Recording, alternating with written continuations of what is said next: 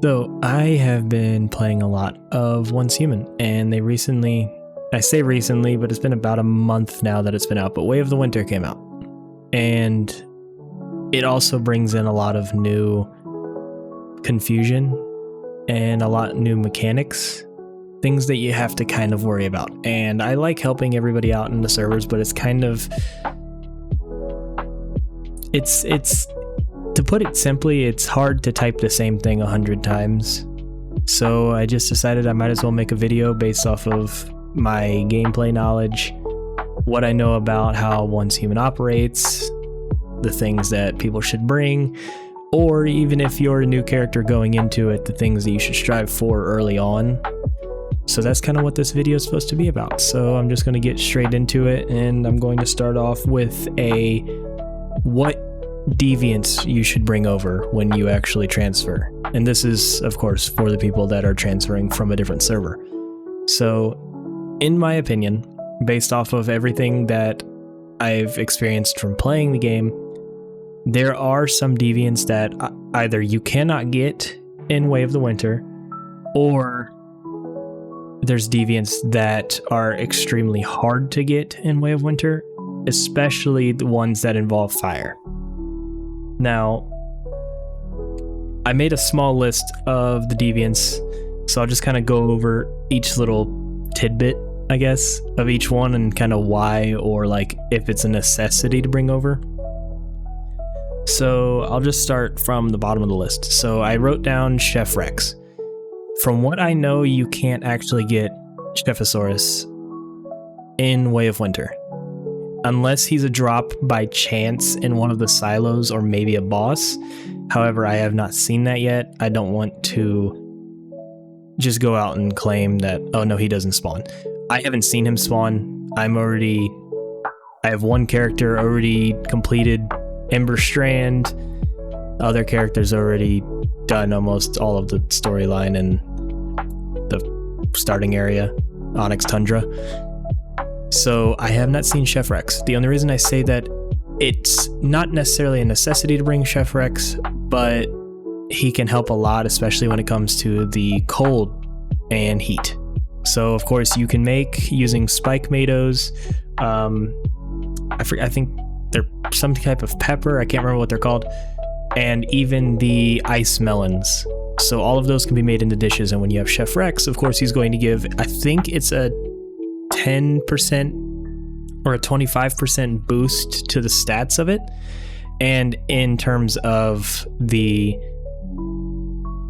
temperature foods, I think the effect lasts longer and is a stronger effect. So instead of you getting like a 5 or a +5 to your cold resistance or your heat resistance, you're going to get a +10 or a +15, which early game, very efficient. Later game, not too much of a necessity, because by that point you already have access to coldium and helium, you already have access to a thermal tower, you even have a chaosium lantern. So they're kind of necessities on things to get later on, but at first, just grow spike tomatoes. You're only going to be dealing with the cold at first.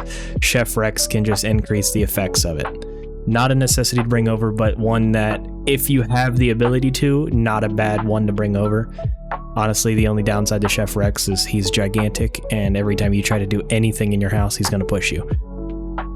Next on the list, Frog the Leaper. I actually found a Frog the Leaper? I think it's Leaper. In Way of Winter, he actually just dropped in a silo from just defeating an elite enemy. He dropped from Silo Psy for me, which I don't know how likely it is for him to drop from Silo Psy. I got one there.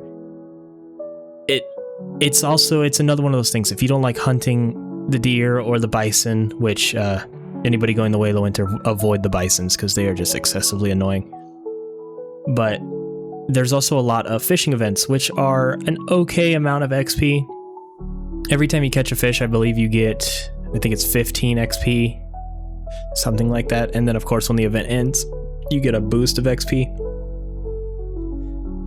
Frog the Leaper just drops, he gives you infinite bait that can be used to catch any type of fish, so you don't have to worry about bait or dough bait, anything like that. He kind of just provides it, and you can get tons of it. I think I left him overnight and I had 250 bait in my inventory.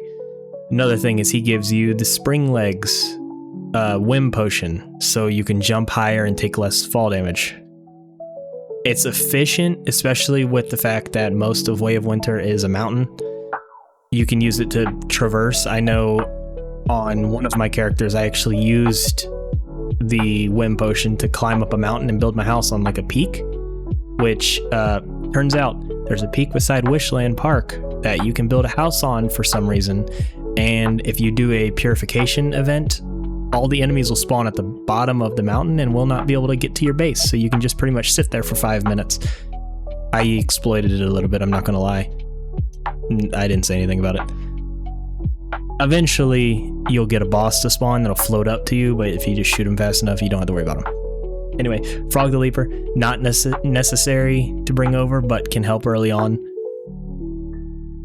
Next, so this is definitely one of the preference-based ones. So Shattered Maiden, when they had the Halloween event, I did it, of course, and I got the Halloween version of Shattered Maiden, and it became one of the best deviants for Way of Winter. And that's mostly because when you're grinding XP, you're going to want to do silos and everything. And one of the best silos is Silo Psy. It's a level 30 silo where it's just a reused asset silo. It's the one with the fridge boss at the end, or the morphic fridge, whatever he's called. Well, Shattered Maiden can be put right in the doorway and stop all of the enemies from running at you. So you can actually stand back in a warm temperature instead of going into the freezing temperature, and only shoot the boss, while Shattered Maiden freezes and kills all of the enemies that spawn. That includes the new mechanic where when the boss gets down to a third of his health, he will actually spawn a glutton, which is, as everybody knows, is essentially a field boss almost. They're an elite that are gigantic. Shattered Maiden can actually freeze and kill the glutton by itself, so you don't even have to worry about him at all. I know I ran Psy a few times on stream and just stood back with nothing but my jaws in a comfortable temperature, and I just watched Shattered Maiden kill the glutton every time. So, in my opinion, necessity to bring along. However, each build's different. Some people are going to want to bring Shadowhound, which is another great one, especially for keeping the enemies off of you. For fighting Treant, definitely have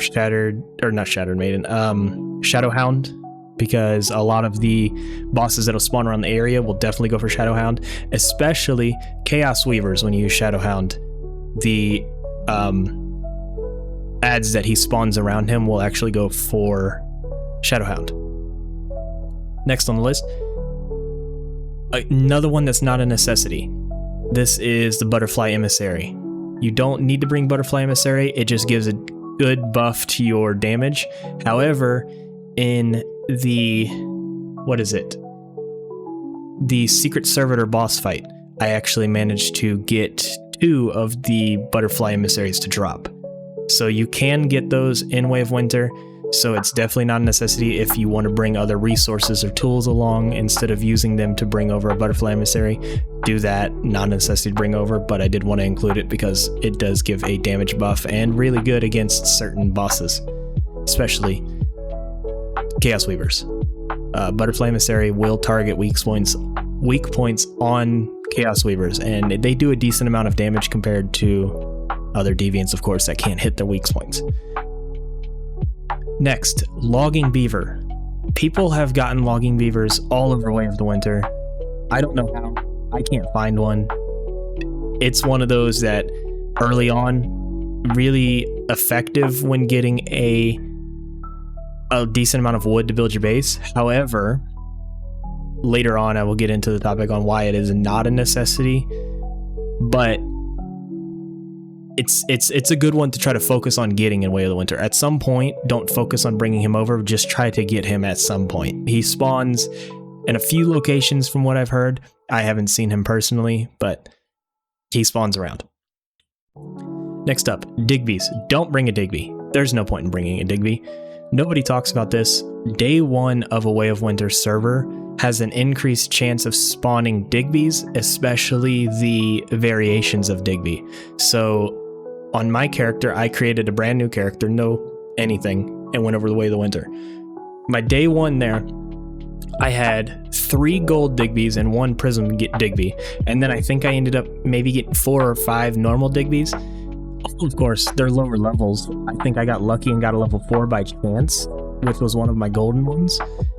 They spawn a lot in Way of Winter, and especially because the areas are not split off like they are in the normal map. Normal map, you're only going to see Copper and Deadsville area, and as you spread further out, you'll find more and more of the rare materials. In Way of Winter, right off of spawn, you can find tungsten. It's like right there. So don't bring a Digby, find a Digby, you'll get one very fast. If you start mining right away, there's gold ore everywhere. Silver ore all over the place. You'll just find Digby's and iron. Like, just literally start mining things, you have an increased chance of finding Digby's in day 1. I don't know why. Next up, grow shroom. Get a grow shroom. Now this is from my own personal experience. I can't get a grow shroom to spawn for some reason. It's like the hardest thing in the world. On one of my characters, I already have a thermal tower, and I'm doing the thermal tower by myself. It's not a necessity to get it going. I just wanted to do it just to see if I could do it by myself. There is I don't know, like an upgrade for the thermal tower that allows wild plants to spawn around the area, which is really good for helping out newer players and players that are a little slower on leveling up and everything, because it will spawn ice melons, it'll spawn pumpkins, it'll spawn every type of plant that could be spawned in the wild will spawn around that tower. But you need to grow a lot of crops to make specific fertilizers. You need you need 6 of each type of fertilizer in order to get the upgrade. And it's very difficult to do all of that without a grow shroom.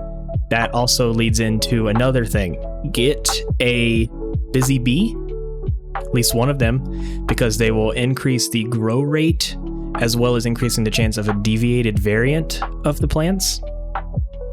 And then also what is he called? A Rain Man? I think he's called Rain Man. He's one of the newer deviants that was added. If you get a Rain Man, you're set at all, because you don't need an irrigation system, you don't need pumps. He will water your crops for you because he will just make it rain all over the place. I have fully functional farms set up on one character that I don't have any irrigation going to. I don't even have like anything going to. I don't even have grow lights. They're just sitting there and they're constantly growing. I've surrounded my house with planter boxes and have come back the next day, and they're all fully grown. Just because of Busy Bee and Rain Man. I don't have grow shroom. I wish I did, because I would be just swimming in resources instead of having to do it all manually. So next, Lethal Rabbit. Now, there are a very few amount of spaces throughout Way of the Winter that you can get a reliable source of rabbits. Now, rabbits will spawn everywhere. There's a higher chance of them spawning on the coasts. In my opinion, from what I've seen, the best place to get a lethal rabbit is by Frostforge. There is a little bay area that is all like snowy sand.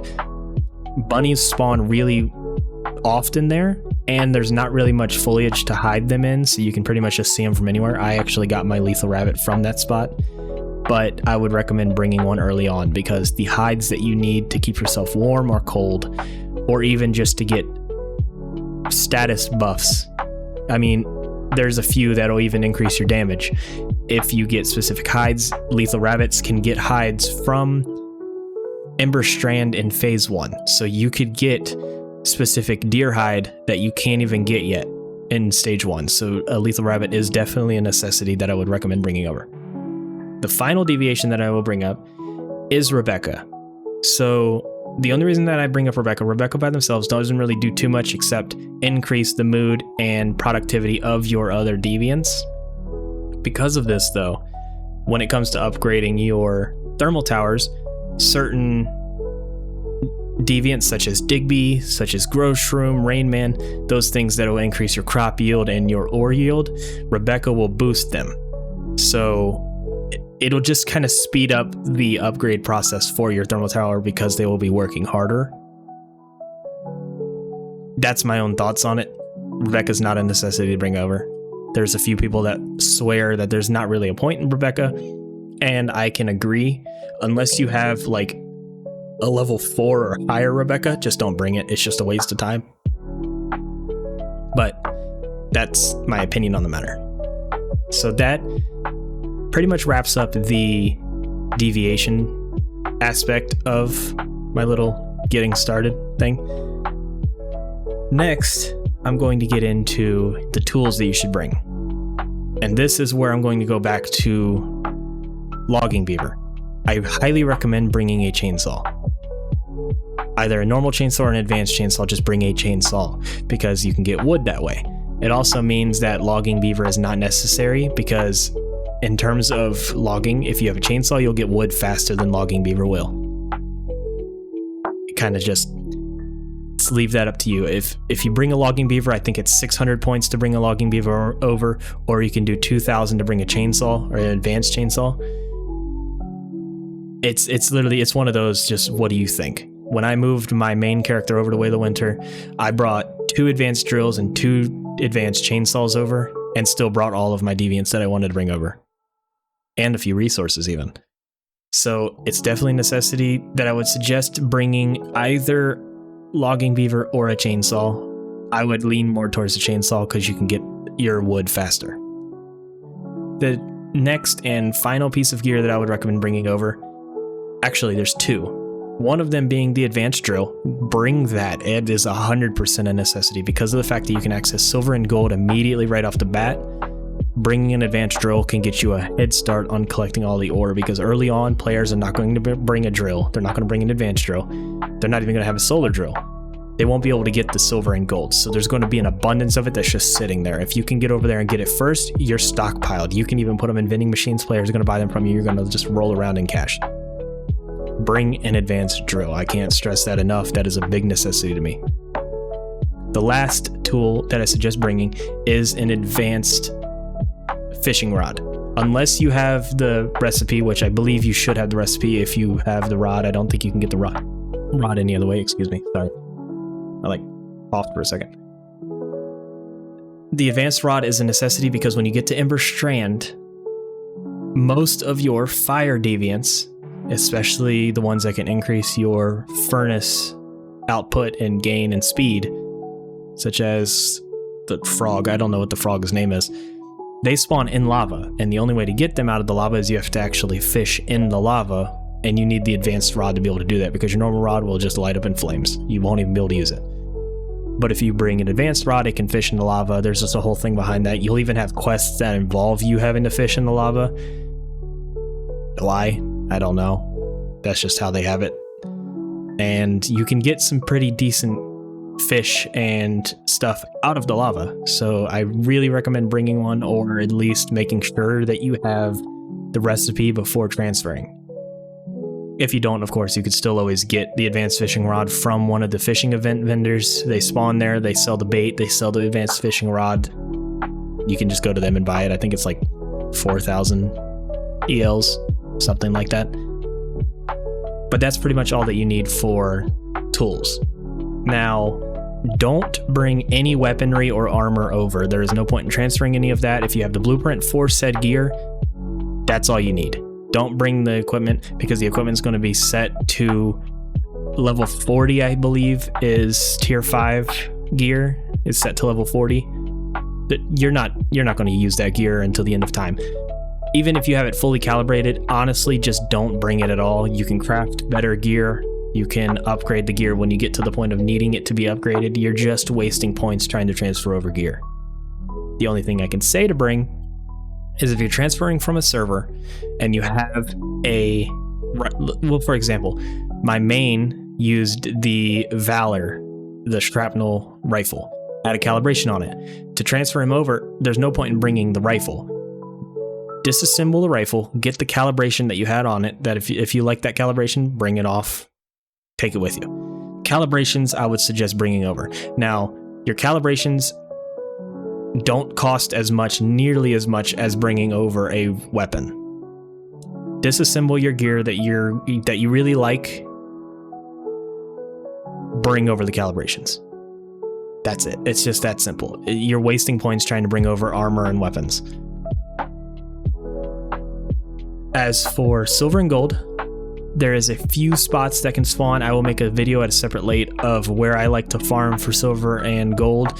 Day 1 of moving my main over, I have 430 gold ore and I got 1836 silver ore just from day 1, because like I said, nobody brings over an advanced drill or a normal drill. If they do, they tend to just not really grind it out. My spots you can go to, you're going to load up on it, especially in a new world like this. There's probably about 3 worlds.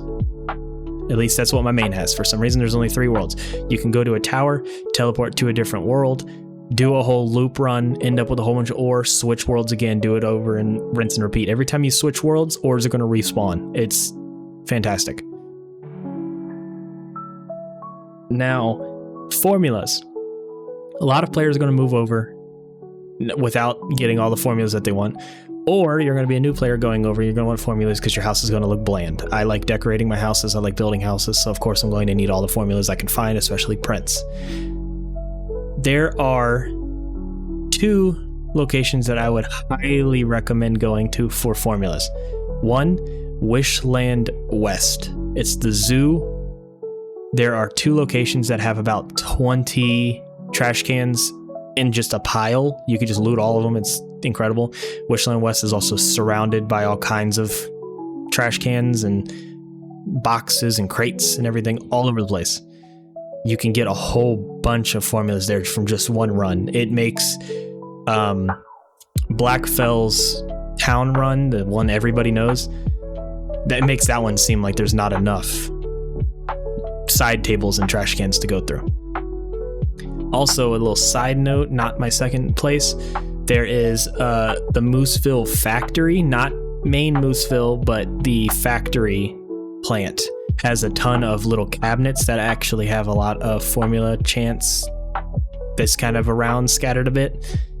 I didn't get many formulas from it, but there is a lot of those little cabinets around, and I have gotten a couple, so there's a high chance of getting more formulas from there. The other place is in Ember Strand. It is I forgot what the name of the settlement is, but it is the one that is on the volcano. Now, you need a lot of heat resistance to get up there. There is a central point in the little town-ish area that has about 15 dumpsters that are like sitting beside each other, and then there's trash cans all over the place. There's a lot of stuff that you can loot there as well. Get a lot of formulas that way.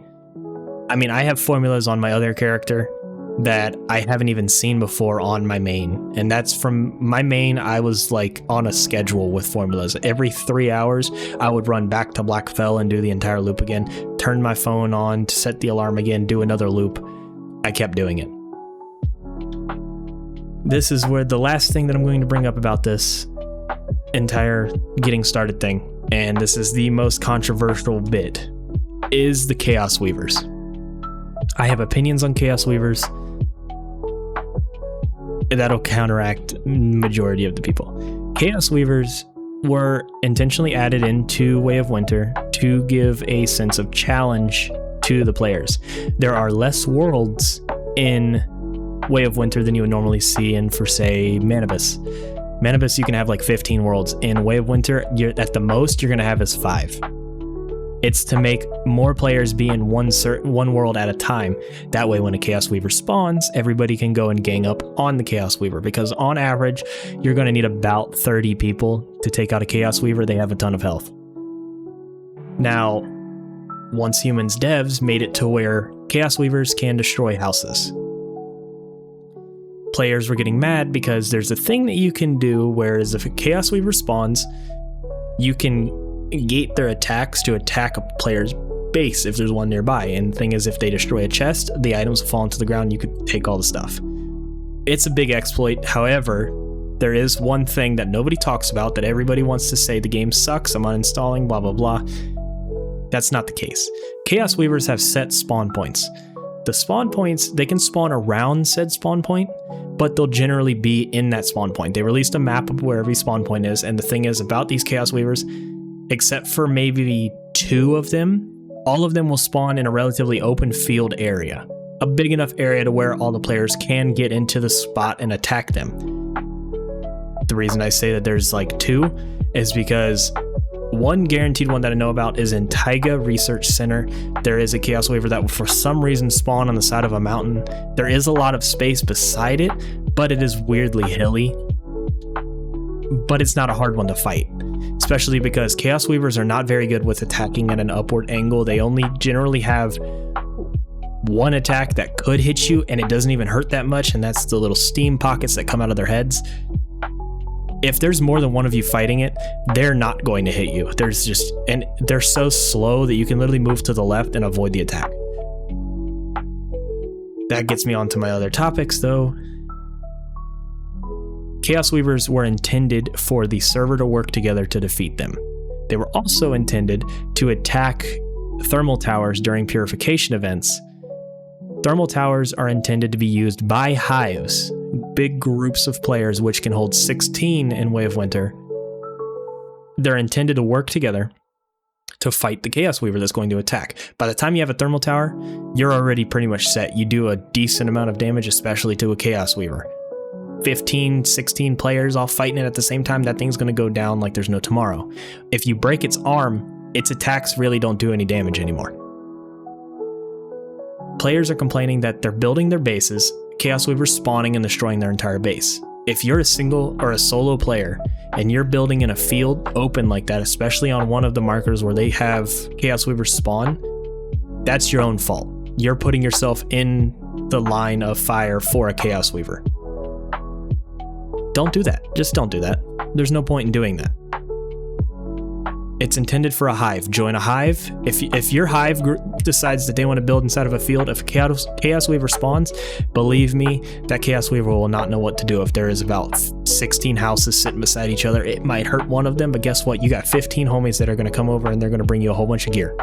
They're going to help repair your base, especially in my hive that I have on my main. I build my teammates' bases. I'm good at building my bases. I enjoy building bases. If a Chaos Weaver hurts one of their bases, I repair it myself. I will bring the materials and everything. I'm also the type that if I hear another player in the server, even if they're not part of my hive, if they say that the Chaos Weaver has destroyed their base, I'm already over there helping to repair their base, bringing them gear, rebuilding their facilities, doing everything that I can to get them back onto their feet. Because it's a PvE server, you're going to have setbacks. Things are going to destroy your base. Even if you do a purification event, the enemies are going to attack your base. There's just nothing you can do about that. As a PvE server, everybody's there to help each other. Complaining that the Chaos Weavers are destroying your base and people are guiding them, yeah, there's going to be those few people that will intentionally kite the boss's attacks over there.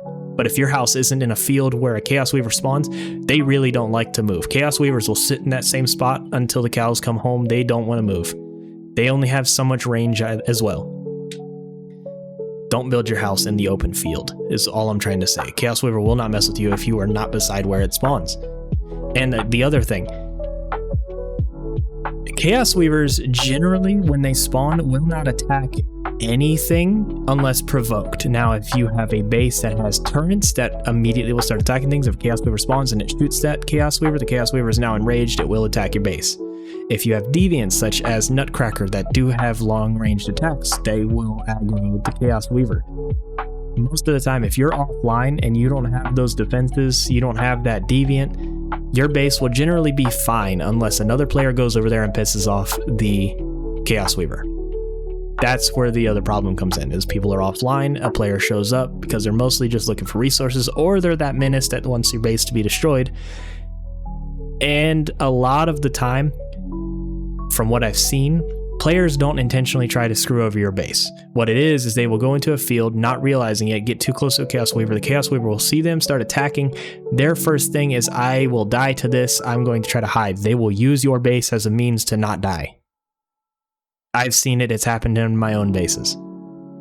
I don't care. If you need to use my base to hide from a creature that is going to kill you, by all means do it. I will give you the ammo, the gear, and whatever you need to heal up if you need to. If you're a new player, I tend to give people resources all the time because I spend too much time grinding for resources. Just don't build in a field. And it's sad because recently, Once Human had to come out and say, we turned off the ability for ChaosWeavers to hurt bases. We made them spawn less and do less climate change. Now ChaosWeavers can spawn and you could survive the freezing temperatures of a ChaosWeaver being around you. It's ridiculous. It's a mechanic that was intended to make the server work together. People don't work together anymore. It's just, it's irritating. So I don't know. It's my own opinion that it's ridiculous that people complain so much that they had to remove a core mechanic from the game because people don't want to understand how the mechanics of a ChaosWeaver work. I like teaching people about it. My goal is to become a partner to Once Human because it's a game that I really enjoy a lot and I want to teach people a lot. I like helping people about Once Human. But when there's a mechanic that's added in and people refuse to learn about said mechanic and instead they want to complain about it, who's at fault with that one? Because it can't be the game. The game devs intended it for a specific reason. It can't be them. So to get back on the getting started, don't build your house in a field. If you do want to build near a ChaosWeaver spawn point, not a bad idea, because you can get a decent amount of XP, especially if you spawn in and there's a ChaosWeaver nearby, players are already fighting it, join in the fight, you get some Deviants, you get some gear, you get some Chaosium even. Build your house higher than the ChaosWeaver. If you build your house at a higher point than the ChaosWeaver, the likelihood of them hitting it are very slim. There's not much more I can say about it. But anyway, getting off of my tangent about ChaosWeavers and everything, this was just a small little video about explaining how to get started with Way of Winter, things that I recommend bringing, things I recommend doing, and things I recommend avoiding. I hope everybody enjoys Way of Winter as much as I do. I hope people want to learn more about it, and I stream every Tuesday, Thursday, and Saturday. I would love people to join in, even just to go in there and ask me questions. If you're new to it and you want to know something, ask questions. If you're building a house and you don't know what setups to do, what you want to put in, ask me questions. I like doing all of it. I literally love answering questions about teaching the game. It's fun to me. But I encourage people to come and check it out. It's a free game. I hope people come and check the game out, give it a try, use my guide-ish thing, whatever you want to call this, to get started in it and to actually grow strong fast. You can reach level 50 in phase 1 if you actually put the effort in. But anybody that has watched this far, I appreciate it. I hope my guide helps you, and I hope to catch you at some point in one of the servers with me. Anyway, thank you, and bye.